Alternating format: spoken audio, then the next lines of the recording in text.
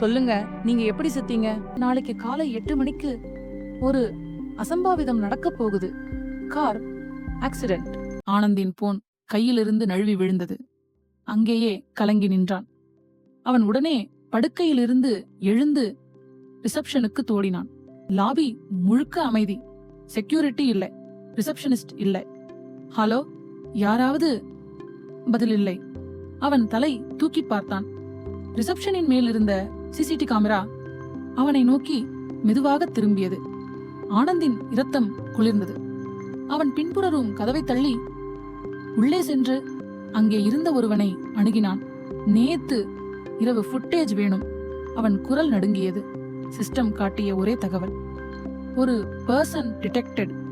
2:13 ஆனந்த் அதிர்ந்து அந்த நேரத்தை பார்த்தான். அது அவள் லாபியில் உட்கார்ந்திருந்த நேரம். அவன் சத்தமாக மூச்சு விட்டான்.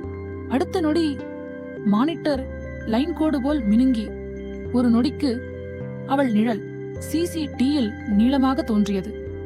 அவள் அதே புன்னகையோடு அவனுக்கு பின்னால் நின்ற இடத்தில் இருந்தே மெல்ல அவனை தொடர்ந்து வருவது போல இருந்தது. ஆனந்த் அங்கேயே உறைந்து நின்றான்.